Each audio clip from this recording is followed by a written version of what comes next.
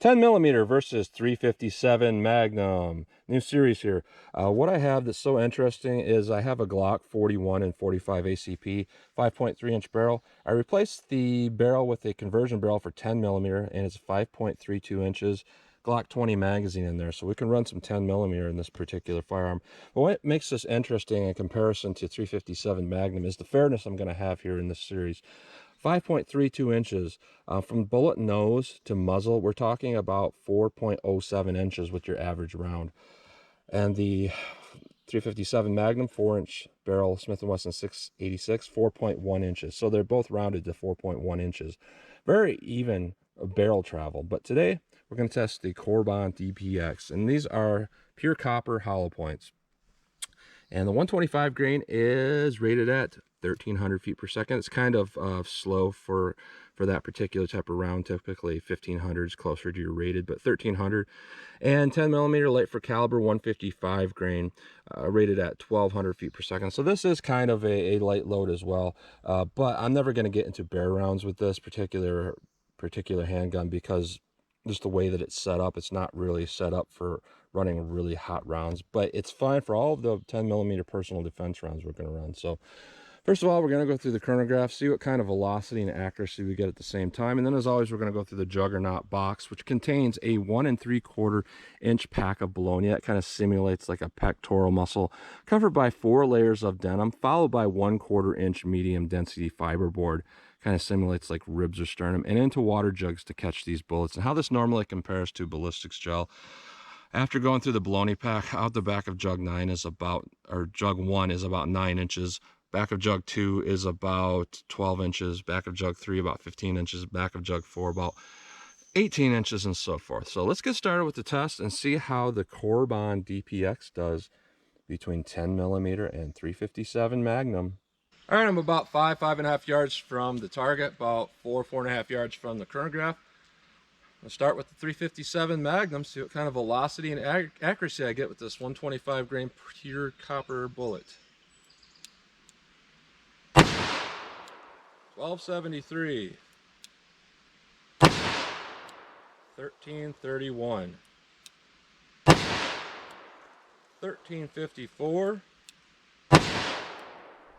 1352, 1350. So a couple of rounds a little bit low on velocity there, but overall we're going to be really close to that 1300 rated velocity. So let's see how the 10 millimeter compares. All right, 10 millimeter. We'll see how this does. 155 grain, by the way. 1210. 1173, 1178, 1159, 1197. Very accurate, consistent round with almost no felt recoil. So that's a win-win as far as what we're seeing in the chronograph, target, and felt recoil. So let's hit the ballistic box and see how these two compare to each other. All right, 357 Magnum. We'll see what we get here.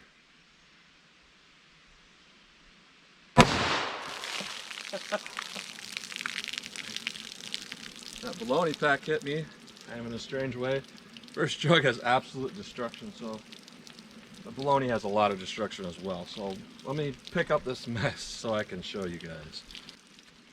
So what we got through bologna damage is it separated a lot of this pack, a lot of it missing here. So quite a bit of damage through the fiberboard. It doesn't look impressively larger than bullet diameter, but a little bit of larger than bullet diameter. So first water jug, very impressive. I'm going to show that. And this is some of the greatest damage I've ever seen in my water jug test. Just absolutely blew this thing to shreds. The exit through the back is straight in line with the entrance hole, so that's a good thing. Jug 2, we have splitting out the top. You know, typically in jug 2 we don't have splitting, so that's definitely dumping energy a little bit deeper than average. Jug 3, we went clean through 3. It does appear that the bullet is drifting down just a little bit. Impact on 4.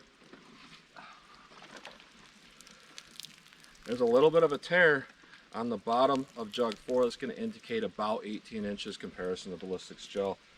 And the bullet is in 4. So what we got is really good, consistent expansion. The petals peeled back a little bit, which allowed for a little bit more penetration, but it's certainly not over penetration, and still really good expansion. Very good round for being pretty low in recoil. Now let's see how the 10mm compares. All right, 10mm auto. We'll see what we get.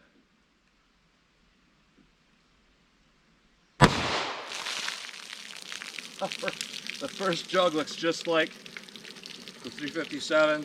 The baloney looks just like the 357. Interesting. So for the baloney damage, there's actually a lot less baloney left in this pack, and I really can't identify any of it around, so it probably threw a lot of it really far. Impact through the fiberboard is kind of interesting. Where it impacted, it lines up with the star pattern of an expanded hollow point. Cracked the entire fiberboard and blew a really larger than diameter hole. First water jug is massively expanded, so I'll show that. All right, first jug has a little bit more damage than that 357 Magnum, and I'm saying a little bit more because the 357 had a lot, but this has more. It just blew the whole thing out like an explosion. Jug 2 looks almost exactly the same as that 357. It's cracking out the side a little bit here, passing through. The impact's actually drifting upward a little bit, which is kind of interesting. And I can say right now this bullet started to tumble a little bit because this is out the back of jug 3. We're coming out backwards here. I don't see any impact on 4 at all. So this is going to indicate maybe 16 inches comparison to ballistics gel.